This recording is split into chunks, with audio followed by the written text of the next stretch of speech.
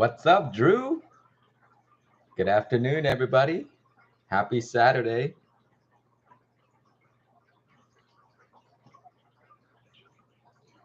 Hello, hello, hello. Crypto.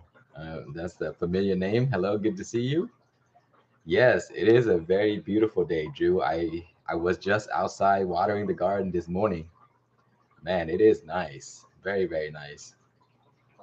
Hello from California. Good to see you. Yes, that is the pump for my air garden. I'm growing, I'm always growing in the air garden. It's like working all year long. So yeah, you can hear that little pump.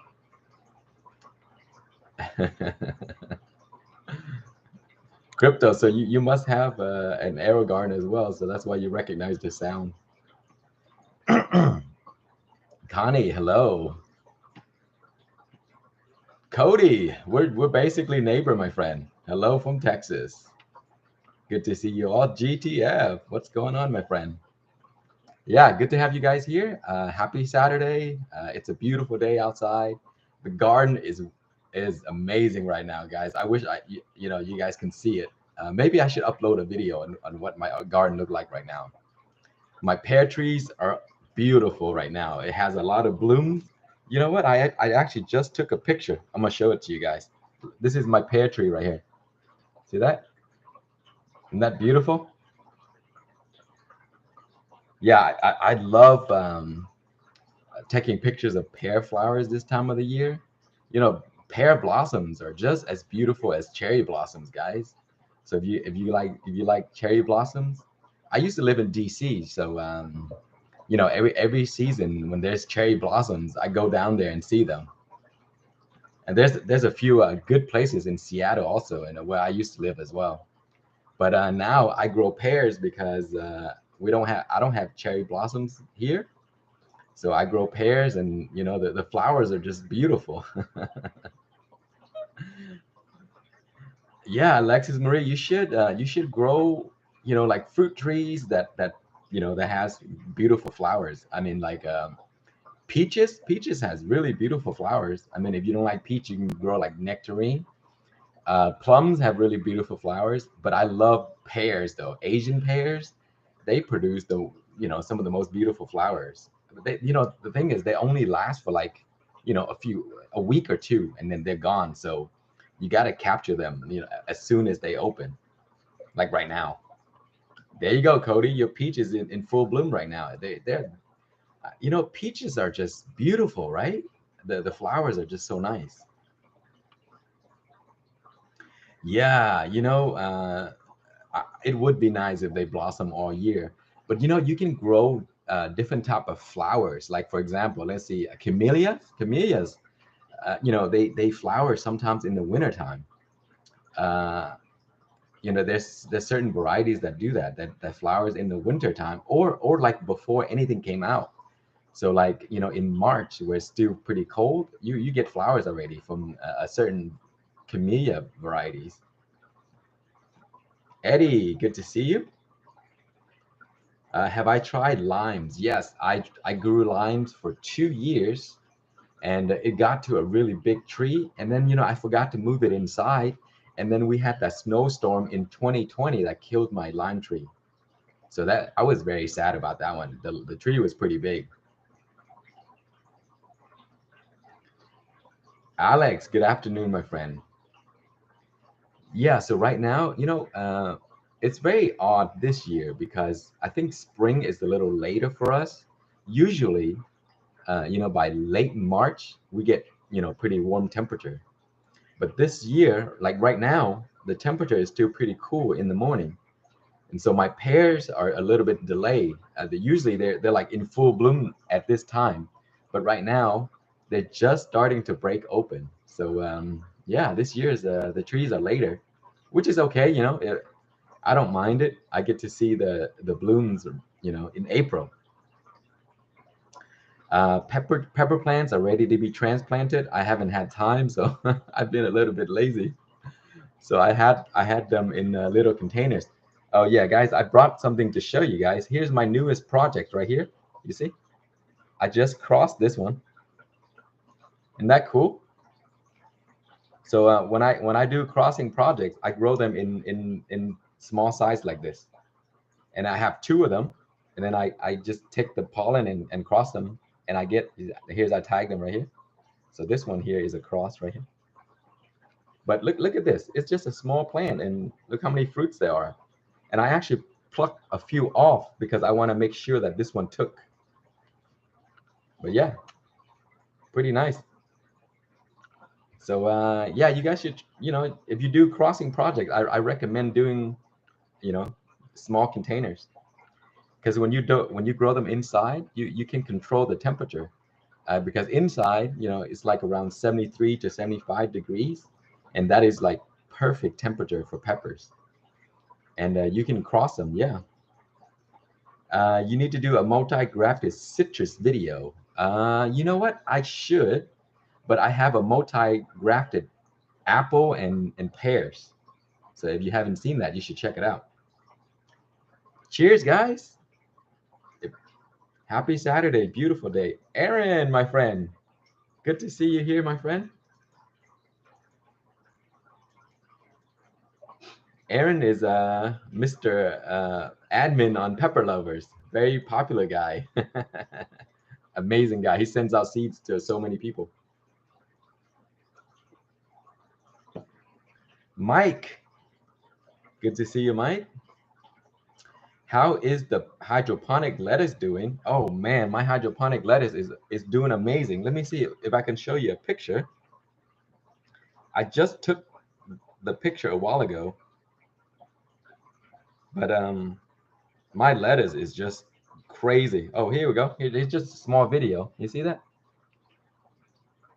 That's in the little cracky system that I made from a 1 gallon, and then I grew it next to the botanium. So yeah, my lettuce is nuts right now. I mean, I have hydroponic lettuce. I have lettuce in the garden. I mean, I have so much lettuce that I have to give some away because I can't eat them all. Romaine is my favorite type of lettuce, and I grow like a ton of them. I have like probably like 50 head of romaine right now. They're all over the yard. Do I need to ventilate my lettuce in the grow tent? Nope, I do not. The reason for that is because I started the lettuce last month. The temperature was very cold, and it is actually the perfect temperature for lettuce. So there's no need for ventilation. They grow just fine in the cool temperature, especially when it's around like 55 to 65 degrees Fahrenheit in the garage is perfect for lettuce. They will do just fine. A little warmer is okay, but once it gets up to the 70s to 75 degrees, the lettuce tend to kind of mature really quick, and they lose the sweetness. They get a little bit bitter when it gets really hot, and they also bolt really early. So when you grow lettuce, make sure the temperature is still cooler, 65 to 70 degrees at the most. What is my favorite lettuce wraps filling? I think chicken, like made into lettuce wraps and stuff like that. That's my favorite. Um, yeah, I just, roll it up with a piece of lettuce and eat it. I do that with spring rolls too. Spring rolls with romaine lettuce is awesome, guys. Especially when the leaves are enormous and crunchy and soft. I mean tender. That's how good those romaines are. Guys, I tell people this all the time. When you grow romaine or any type of lettuce for that matter, just allow one plant to go to seed, and then collect the seeds, because you have like thousands of seeds, and then you can grow them as microgreens. And because there's so much seeds, you don't have to worry about wasting them. And also, I allow the lettuce to just drop seeds in the lawn, in my grass, and then I just dig them out and put them in my raised bed. That's what I've been doing for the past few months. I see them growing in the grass. I just dig them out and put it in my raised bed. I never start lettuce seeds anymore for the past, like 3 or 4 years. Let's see, Daniel. I have installed reverse osmosis. Can I still use my hard water newts?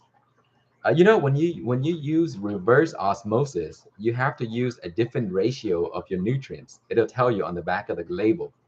The reason is osmosis. You basically remove all of the elements out, and so you need to adjust it accordingly. So the mix is a little bit different, but it does tell you on the back, or if you have the instructions manual, it will tell you when you use reverse osmosis, there's certain percentage that you have to use. But oh, Chris, what's up, buddy? My friend Chris, all the way from Norway. Any signs of rabbits? You know what? I have not seen the rabbit in the yard yet, but they are coming. They're gonna come because I see them in the front yard. So every time I see them in the front yard, then a few days or a week later, they'll make it to the backyard. Right now I blocked all the places where they can come in because I really don't want them in my yard. But if they come in, it's okay. But I don't want them to come in, so I blocked all the places that they could enter. But they're pretty good. They just dig and get in. The reason I don't want them in there right now is my pepper plants are really young, and when they eat the young peppers, I have to start over. And so I block them from getting in, but still they're gonna get in.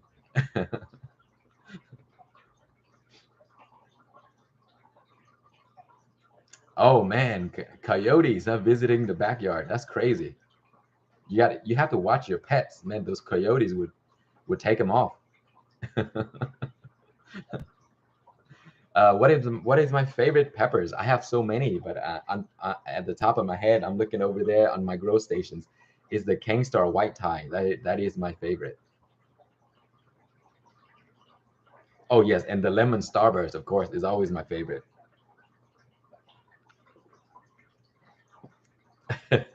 Rabbit goes well with fruits and peppers.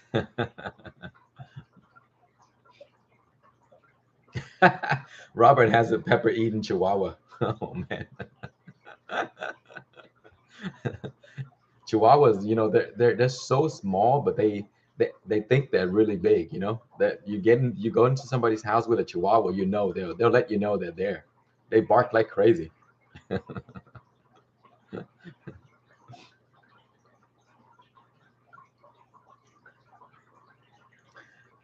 Mildred, yes, I love romaine lettuce. I have romaines like all over the yard right now. I mean, like I said, I think I said like I have like maybe 50 romaine lettuce heads in the yard growing. They're all over the place. There's some in the grass too. I should just let them grow in the grass, and don't cut the lawn in the back, and just let romaine be my lawn.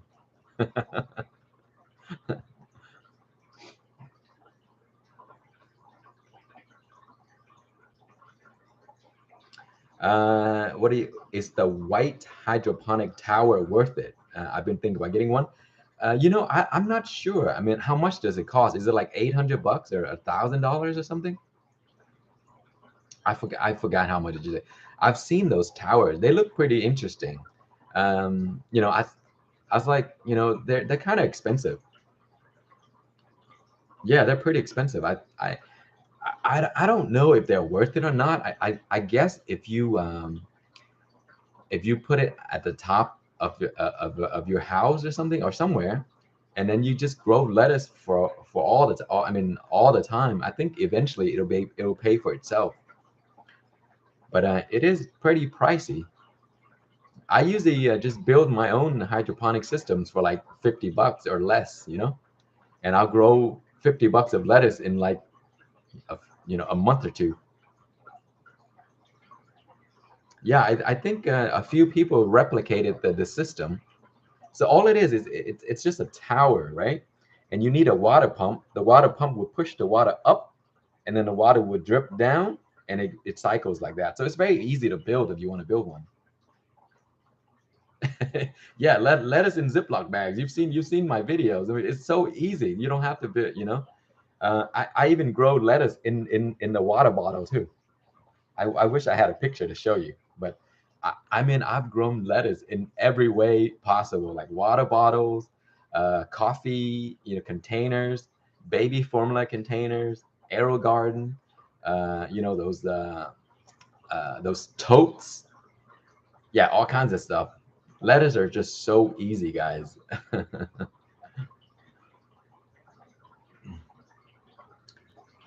I mean, the thing with the white tower, the tower is that it's very nice. It looks good. So maybe because of that, it's good. It's worth the price because it's very elegant looking. So it doesn't look messy like the system that I built. But I put it. No one can see my system, so it doesn't really matter if it looks ugly. uh, the grow tent is necessary for many reasons. One is it keeps the dust from getting on your plants. It also keeps it in an enclosed area, and also like it has reflective materials. So if your lights are weak at the top, it does help reflect the light around. So also it keeps the plants insulated. So for me, for example, I grow it in the garage, and so if I leave, if I don't have a tent, it'll be a little bit too cold. So when I have a tent, I can zip up the zipper and close it, and now I have enough heat inside the tent to grow in the winter time. So yes, a tent is absolutely necessary, but not required. If you don't want to get a tent, that's fine. Have a hanging light, put it over a container, and you can grow. So yeah, it's really not required, but I would highly recommend getting one. Yes, you can also control humidity too, which is needed for growing certain type of plants.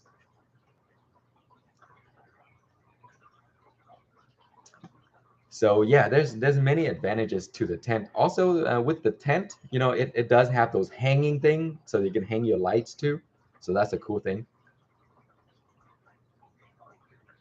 And then sometimes you may have like animals in your garage or something, and if you don't close the tent, they'll get in and destroy everything.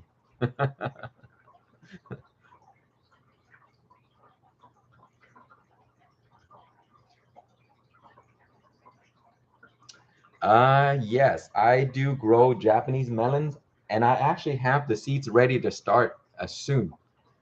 Because right now it's getting warm, so I'm getting rid of all my lettuce. The lettuce are already full grown. They're huge, guys. The lettuce are just enormous. And right now I'm going to clean it out next week, and then I'm gonna put the Japanese melons in it. This year I'm gonna grow it again. The melons are just fantastic, guys. They taste so good. They're super, super sweet. I was so amazed at how good the melons taste when I grew it in that hydroponic setup. And also when I go into the tent, when the melon is ripe, oh my gosh, the aroma is just beautiful. It's just amazing. So it's like you have this beautiful melons aroma, and that's how you know it's ready. And yes, I'm definitely watching it again.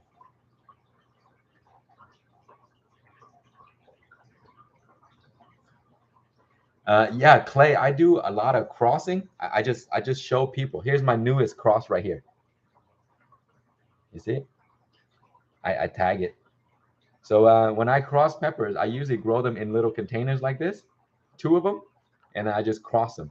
It's very easy because I can control the temperature, the humidity, and all that stuff, and give my cross the best chance for success. See? I always get like maybe 90% success when I cross inside in the house. When I cross the peppers outside, the success rate is much lower, like 60%.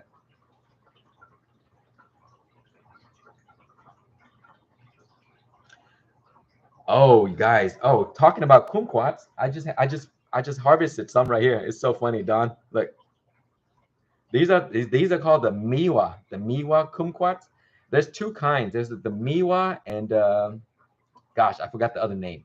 But the other one is much more sour. This one is super, super sweet, and you can just eat the entire thing.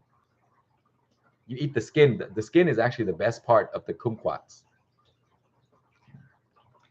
And if you're going to grow them, make sure you know which variety to grow. The miwa, which is this here, is the sweet one, and there's the other. Let me look up the name. Kumquats.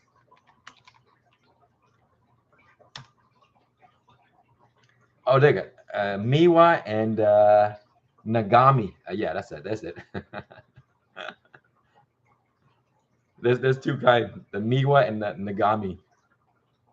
But Miwas are the best. And just a small tree like this, like two or 3 feet high, you will get like hundreds and hundreds of little oranges, and they're just so fantastic. So you have like they usually produce like in February, and so you get like awesome fruits before anything else. Everything else is all bare and sleeping, and then you get kumquats, sprouting out with flowers and fruits and stuff. It's so amazing. And then by March you can eat it. And in our tradition, we grow the kumquats in preparation for our New Year, the Lunar New Year. So they have like really cool fruits, so they're great for decoration.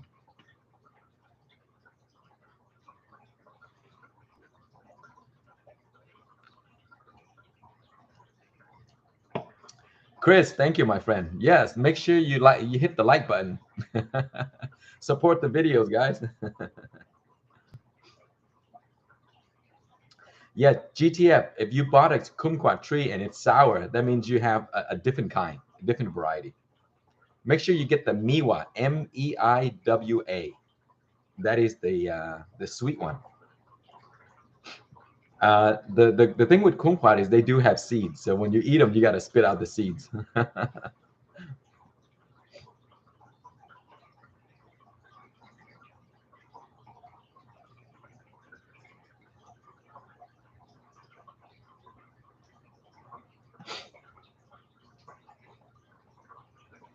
Chris, what are you having today, my friend? Cheers to you. I'm having a purple haze. This is one of my favorite springtime beer.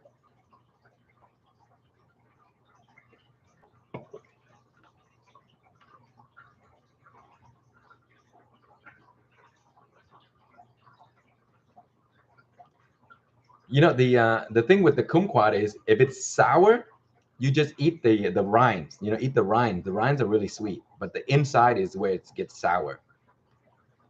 So the rind is actually the best part anyway. So you eat the outer layer of the skin.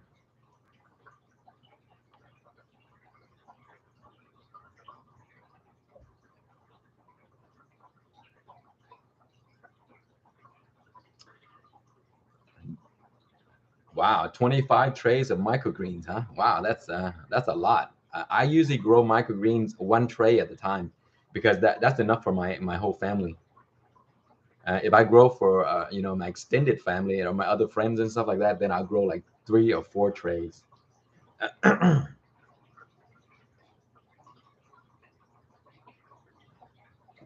I have grown golden berries, but I think golden berries they is golden berry also called gooseberries? I think so. I also grow ground cherries, which is sometimes they call it golden berries, but they're actually ground cherries, and they're super sweet. Selling to the local chef. Yes, that is microgreens is a huge attraction because first they're beautiful, and secondly they're so healthy, and they're packed with nutrients. And so when you grow to you sell it to the chef, they'll sell it back to the people who are health conscious. And I think that's the win-win for you. So if you keep doing that, you may make a ton of money. Arugula, I grow a lot of arugula microgreens. They're just so fantastic. They're like some of the easiest plants to grow. But as microgreens, they're just amazing. But they do pack a punch. They're very spicy.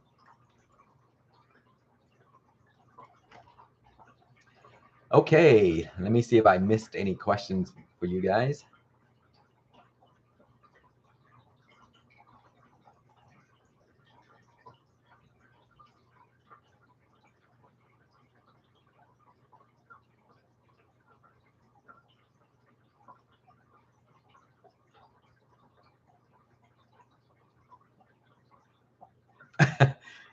GT, have you asking about that punching bag there?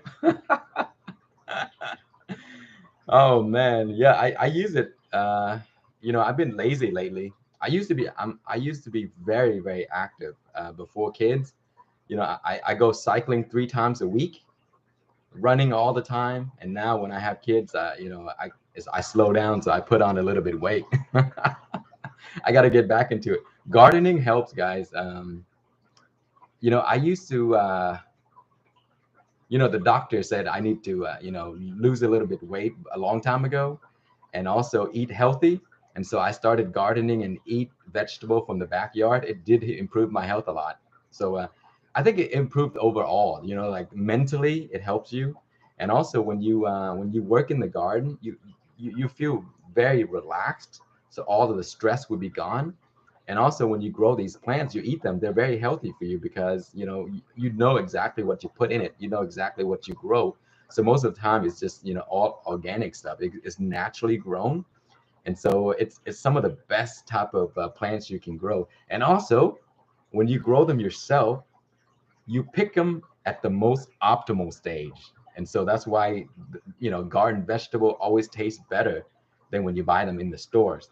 Fruits too. Like if you eat my pear trees, my pear fruits, and then compare it to the fruits that you buy, they're like so different. I mean, the fruits that you grow are so sweet. They're like super, super sweet. And they have the better texture too. Because the fruits in the grocery stores, they have to pick them early, and then they got to ship them. It takes maybe like 5 to 7 days to get here, and then they got to put it out on the shelf, they'll be sitting on the shelf for maybe, I don't know how long, a week maybe. So like all the freshness may not be there anymore. So if usually I'll go out in the backyard, I pick a pear and I eat it right there while I work. Oh my gosh, it's like the best thing ever.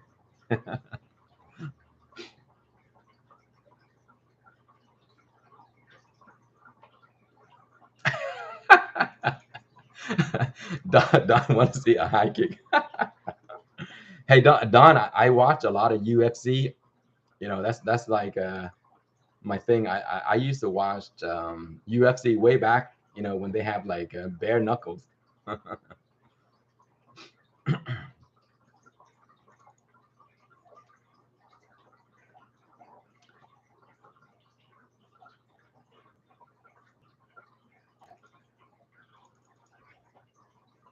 Yeah, I think $1,000 for the towers is a bit expensive. Unless you like have a restaurant. Like if you have a restaurant, you should invest in that tower. That way you can display the tower. When clients or your customer comes in, you go over to the tower and you pick the letters off, and then you make it for them right there. I think that would be a huge attraction. But for personal home use, $1,000 is quite expensive. KMA or Kema. Yes, I am still growing the Stargazer, and I'm growing it right now this year. I love the Stargazer. If you haven't seen my video on it, I did it recently. My God, that's like one of my most favorite pepper plant. It produces so much, and the fruits are just gorgeous, and the red candy color. Oh man, and it does taste good too. Yeah, the Stargazer is just that's my baby.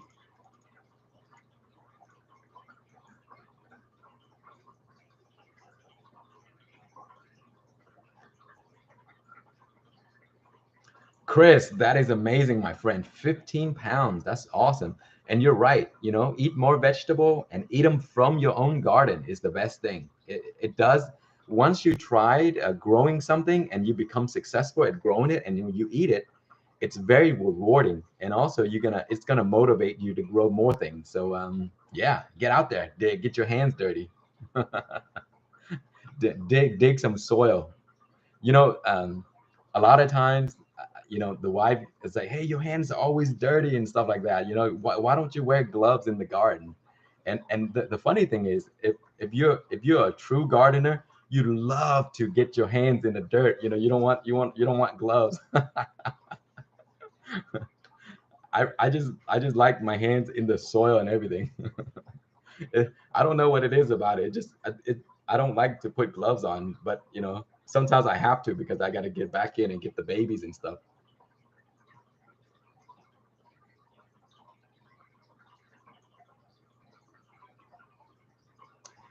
No, I have never done any dieting. Dieting is not my thing. Uh, like I see a lot of my friends do juicing, diet and stuff like that. For me, I just can't do it. I love to eat too much. So even even if I have to work out more just to keep my weight down, I would never diet. I just love food too much.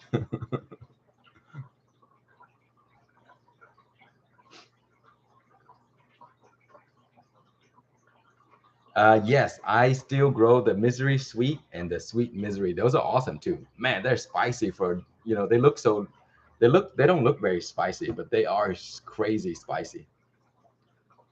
Yeah, I grow them, and I actually, I also have the orange version, the red version, and then I got the yellow version, and then I also got the orange version.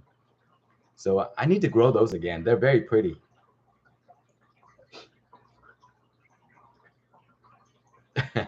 Pete, that's right, my friend. Vitamin B12 through the skin. Yeah, it's crazy. My hands are always dirty. I'm always digging in the yard.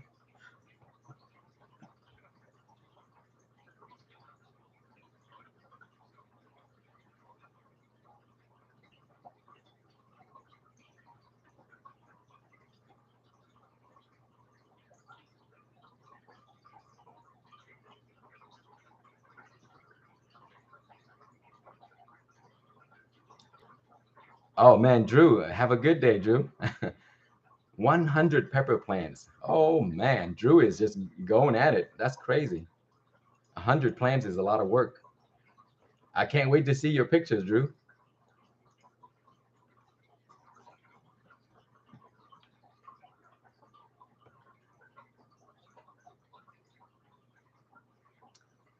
Let's see. I'm scrolling back up because sometimes I keep talking, I forget to answer questions.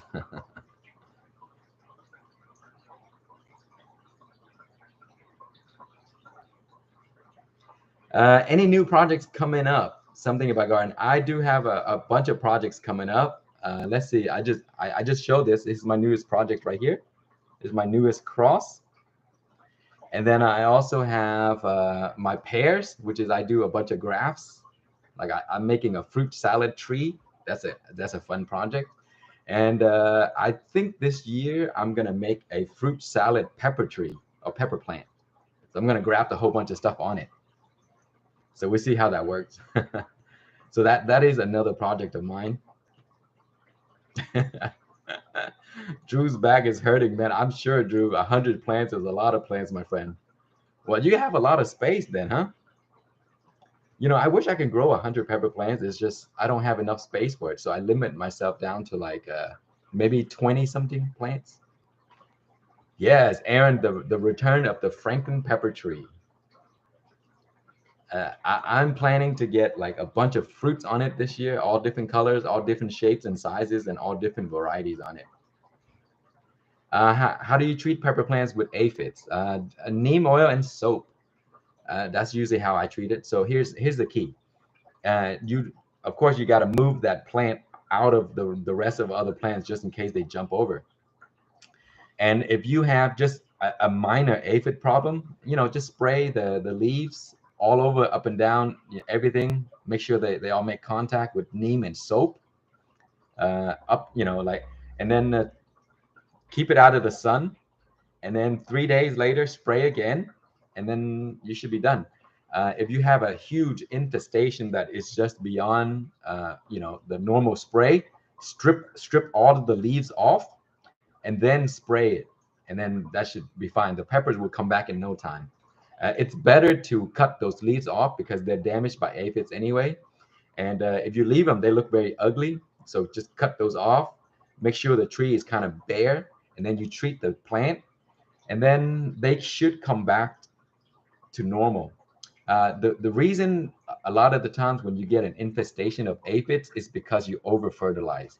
anytime you over fertilize your plants, you're going to get an infestation of aphids, because aphids are they are attracted to uh, plants that are over fertilized, because over fertilized plants become really sick. And also your soil may be full of nitrogen, it's just too much, and the aphids love that. And also they, when your plant is sick, they can't fight off the aphids, so they get infested and eventually they'll die. So don't over fertilize is number one. If you just do a normal schedule, and the healthier the plants, the less problems you will get with everything, pests and diseases.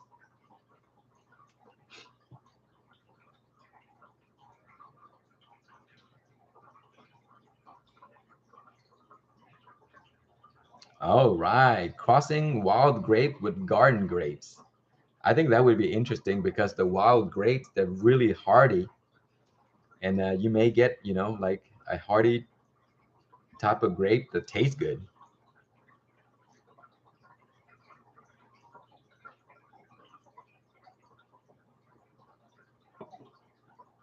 Oh, I forgot. There's another project I'm working on. So I grew a few pears and a few apples from seeds, and they got to around a size of probably this pen. The trunk is about the size of this pen. So I cut half of the tree off and I grafted onto my full tree, and that worked, guys. It's awesome. So now my tree has all kinds of different varieties on it. Some are still very young because I grew them from seed. So yeah, that's another thing that you guys can do, for fun. You just grow a tree from seed and graft that tree onto your full tree. It's pretty cool. Or you can take the full tree and graft it onto the 1-year-old plant, and that's what I did. I had a 3-year-old, or maybe 2-year-olds, or actually 3-year-old pear tree, and I took a really mature branch and I grafted onto that 3-year-old pear tree, and now that 3-year-old has fruits on it.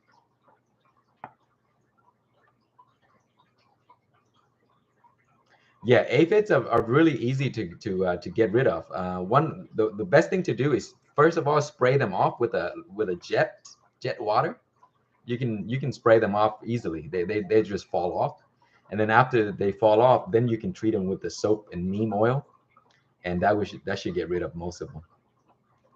What aphids are these little animals that, um, you know, they stick to your plant, and they multiply like crazy, and they suck the juice out of your plants. They're just pests. You can, if you have a garden and you grow out, occasionally you see them. They're just a big problem for everybody. And if you're not careful, when you grow in hydroponic, they can get inside your tent as well and then spread everywhere.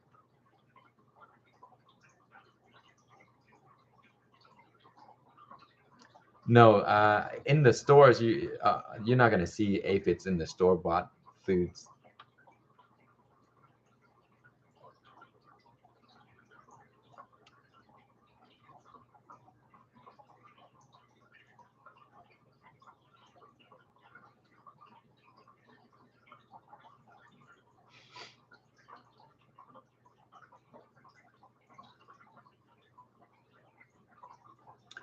Aaron, cedar mulch does it kind of does deter some pests, but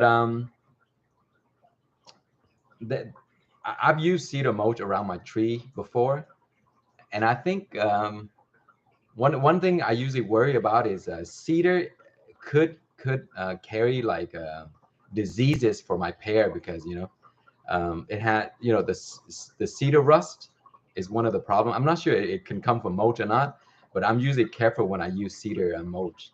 But if you use it for regular tree and stuff, it's fine. It does deter pests, because cedar, a lot of pests, a lot of bugs don't like cedar. And that I think that's one of the reasons why people build like fences out of cedar, and also garden beds out of cedar. They last long and bugs don't like them.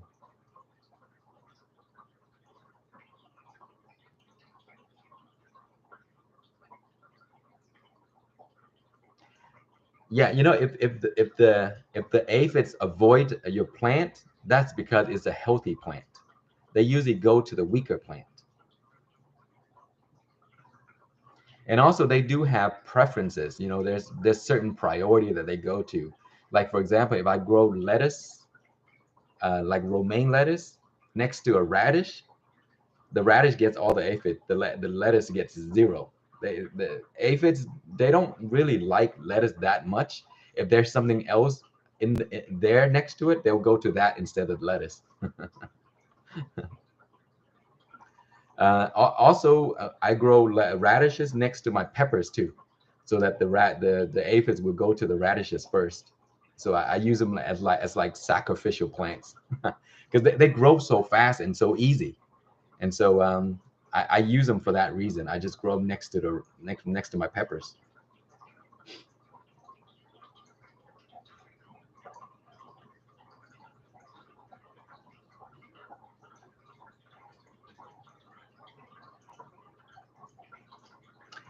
Eric, so you transplanted hydroponic to soil. It's been a week since, and it's doing fine. It's not going to produce fruits for like maybe another month or two. The reason is once you transplant them into soil, a lot of the roots that came out of water is going to die back, and it has to generate new roots. So it's going to grow slowly, very very slowly. It looks like it doesn't grow at all because you're always checking on it. But after 2 months, it'll start growing again because the root system is going to be established, and then it's going to start growing, and then it's going to fruit after that.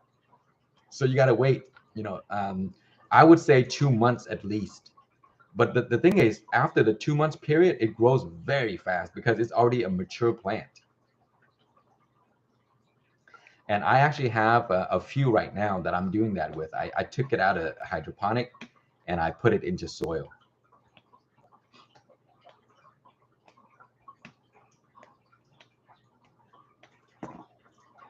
Let's see. What do you keep in your tent? You mean the lights? You mean like 24/7, like for running the lights?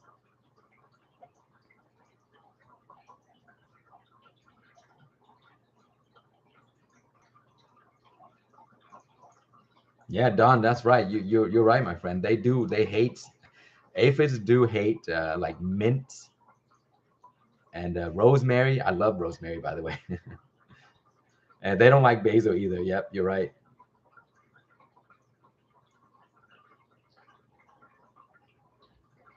Yeah, I never run my light 24/7. I think that's just a waste of energy. There's no reason to run 24/7. There's a huge debate on it, and there's some people that actually believe that 24/7 light actually helps your plant, but in my opinion, it does not help your plant. It's actually a waste of energy. There's no benefit to running your lights 24/7. The best thing to do is just mirror what's outside, so 10 hours light and 14 hours off, or 11 hours on and 13 hours off. It's best to mimic, the natural light cycle, because plants do need to sleep. They don't sleep, but what happens is when night times come, they switch focus on, like in the daytime, they focus all the energy in taking in the sun, produce food and all that stuff. And at night, they actually switch and then, uh, produce certain chemicals to fight off bugs. So if you put them on 24/7, it's just, it's not natural for them. So they could become affected by that also. Have I tried growing an avocado tree? Yes, I have. And that snowgeddon that we had killed my avocado tree. I forgot to bring it inside, and it just didn't make it through the snowstorm. But I was very sad because it was a big avocado tree too. And avocado takes a long time to grow. And mine just started to fruit too. I saw a bunch of flowers, and we're waiting for it to produce fruit, but then it got killed. So I need to buy a new avocado again. But these days, when you go to those big box stores, when you buy the trees, they have become smaller and smaller, but the price have gotten higher and higher. So you're getting a higher price for a smaller tree. It's so ridiculous.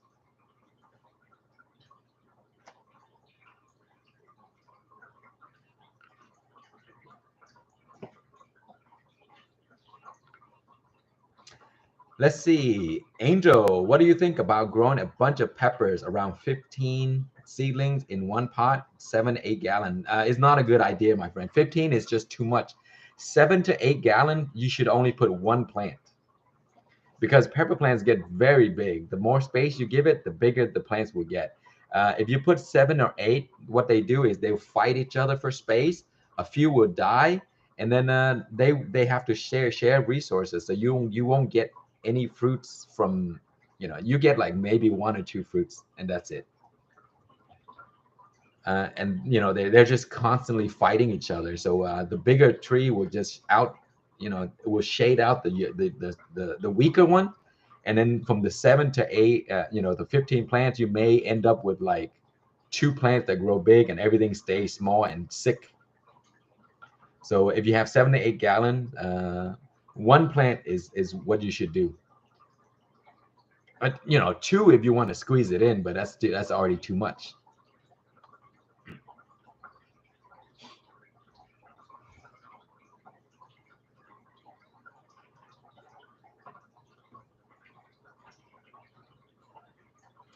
The reason your aphids reproduce is when you treat them, you have to repeat the cycle 3 days later. The reason is aphids, they don't lay eggs. They they replicate themselves. So like say when you spray them or something, they drop off into the ground and they could climb back up.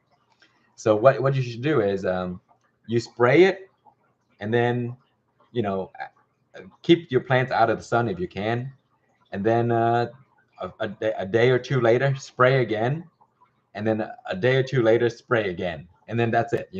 After you kill the entire cycle of aphids, they won't come back unless you have a plant nearby that has it, and then they could crawl over it and do that. Yeah, every 3 days. So make sure you have no other plants around there that has aphid as well, because if there are, then they can come back. Also, when you spray, you got to spray the pepper plants. Like for example, right here, you spray underneath, you spray on top, you spray all over the place. And then also, what you should do is you take your plant and get a jet spray, spray the plant.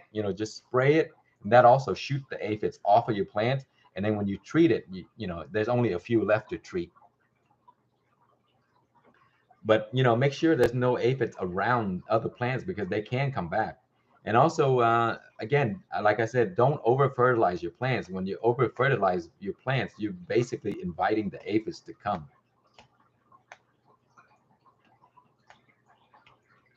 Yeah, if you drench the mixture, it should be good. uh, uh, if it was like for me, when I have the reason I don't get aphids as much anymore. I used to in a few years ago. And now it's just like I have a lot of bugs in the garden that eat a lot of the aphids. And also if I have very small amount of aphids, I just let them be because they are food for my other insects in the garden. But if it becomes an infestation, for sure you got to treat them.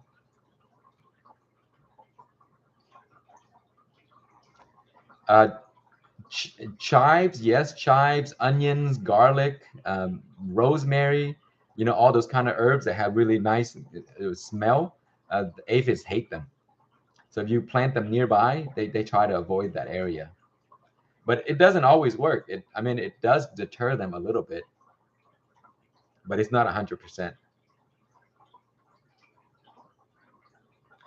Uh, yes, I have grown a mango from seed before, and I just let it grow outside. The funny thing is, I wasn't even trying to grow it. I ate some mango, and I threw the seed into the compost, and then the mango tree sprouted.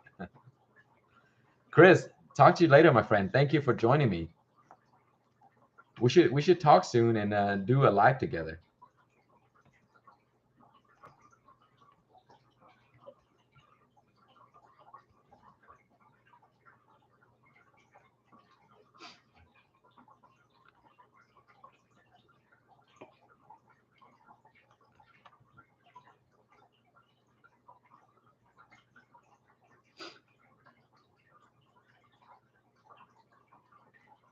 Look, yeah, Mike. I grew cherry peters before, and I also grew the pekins. And you're right, my friend. Harvesting pekins is worse than cherry peta because when the pekins they produce fruit, they get red, right? As soon as you touch them, they fall to the ground. So it's such a pain to harvest those things. Because then sometimes you want the stem on them, but they always fall off.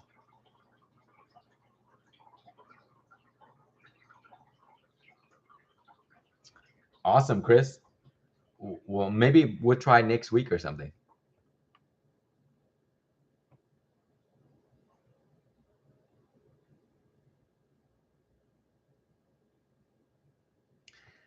Do rabbits like to eat pepper plants? Yes, they do like to eat pepper plants. They don't eat the red pepper fruits because it's spicy for them. But yes, they do. They chewed on my peppers before.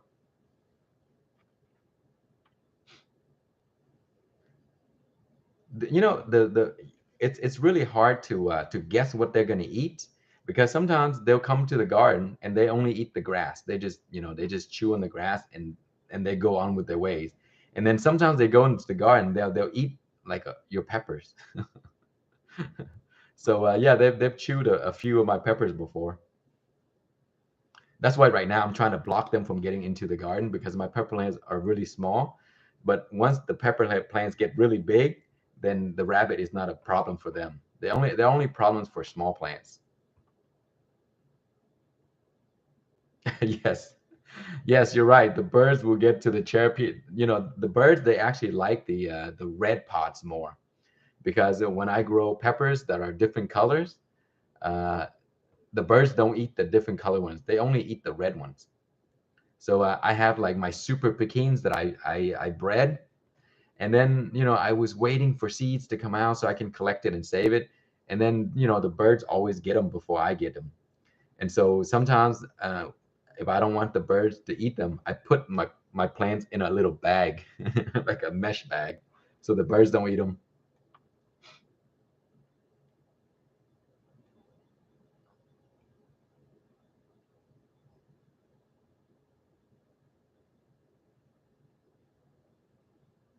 Uh, yes, Pranav, you're right. Diversifying the garden to allow other bugs to eat the aphids. Yes, you're absolutely right.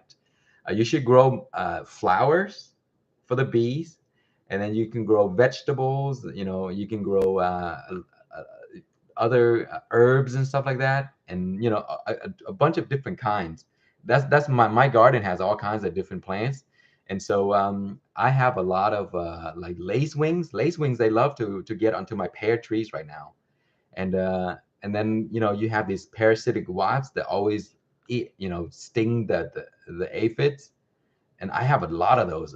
Every time I go out into the garden, I flip a leaf over, you see like these aphid skeleton or the mummified skeleton of the aphids.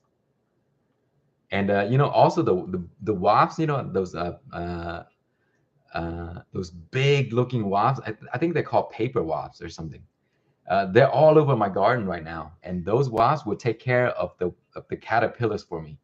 So every time there's a huge population of wasps, there's a small population of caterpillars.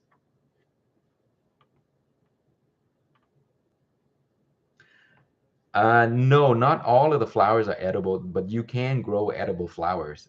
Like nasturtium is one of them that I can think off the top of my head. I also grow vegetable chrysanthemum, which produces beautiful flowers. They look like little mini sunflowers, and you can eat those flowers. Let's see, arugula flowers. I love arugula flowers. You can eat those, and there's many other varieties of flowers you can eat, but not all of the flowers are like you don't eat like the regular ornamental flowers that we grow. But yes, there are some edible flowers that are really good to grow in the garden because they will attract beneficial insects. The sunflowers, you don't eat the sunflowers. You can eat the sunflower sprouts or the microgreens, but the flowers you have to wait until they produce seeds to eat those seeds, and you can't just eat the flowers.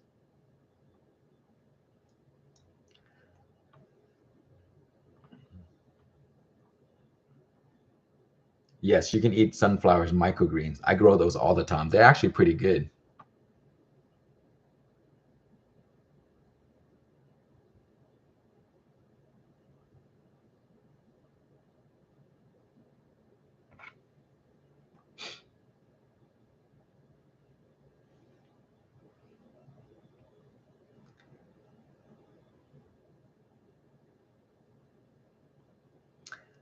Yes, I do, Andrew. I love watching UFC. I mean, I follow UFC back, the day when, like Tank Abbott was fighting, Ken Shamrock was, the big champion, uh, Ross.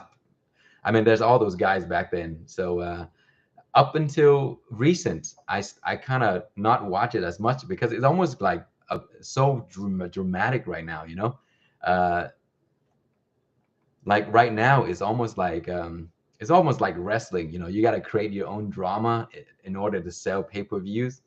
So I kind of stopped following that. So I don't know as many names these days as I used to back then, but I still watch, the big fights and stuff like that. Who's fighting tonight?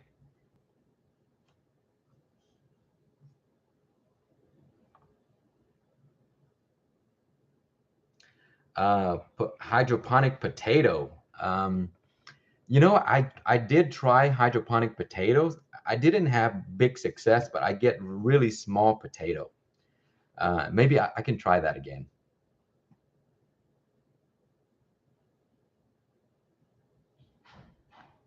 Mr. Obsessive Gardener, good to see you here, my friend.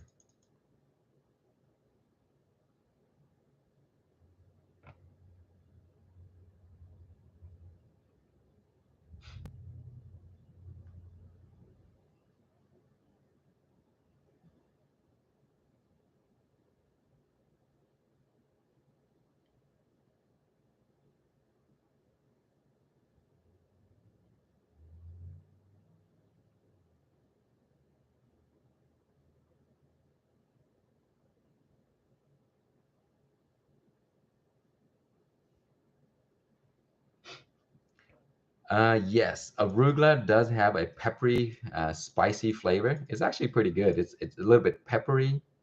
Um, I, I guess you can say it's spicy, but it's more peppery than spicy.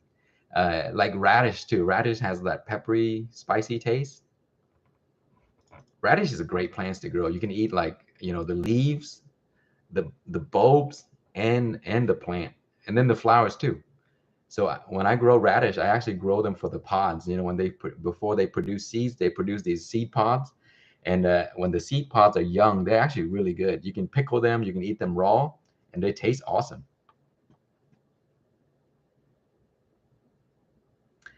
Yes, this is the time that I stream. It's usually from 1 to 3 p.m. And yeah, I reserve this time to stream because sometimes I don't I cannot respond to comments on videos as much as I could. And so this is the time usually I get on to answer a lot of the questions that people have if they, and then I can give it to you live. Eric, I have not ventured into aquaponics because aquaponics requires so much space. You got to have the fish, and then you got to have, like the grow bed and stuff like that. And so, it's a little bit difficult for me to do right now because, I don't have the space for it.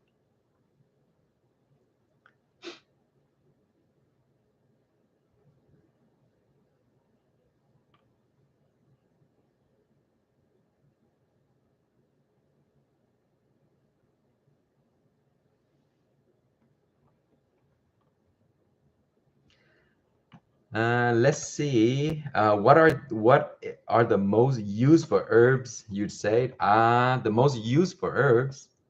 I mean, I grow many different kinds. Like I grow Thai basil. For me, that is the most useful for me because I use it all the time.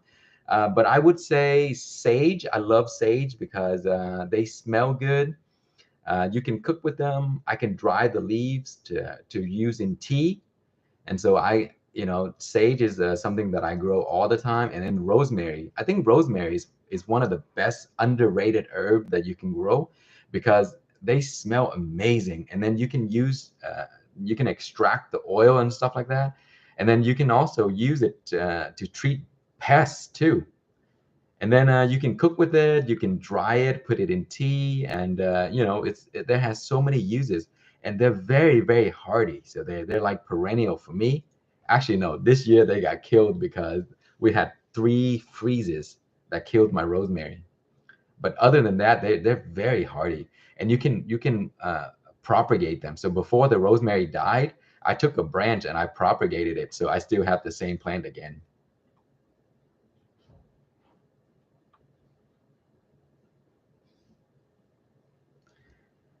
Mushrooms are growing in your raised bed or something like that. If you have mushroom growing, that means your soil is actually pretty good. So don't worry about the mushrooms. Just let them grow. Just don't eat them. That's all. Okay, guys. So I gotta get going because my baby just woke up. So I'm gonna go hang out with her. And thanks for joining me today. And I'll try to do this again, like maybe next week. Bye now. Hi, Lindsay.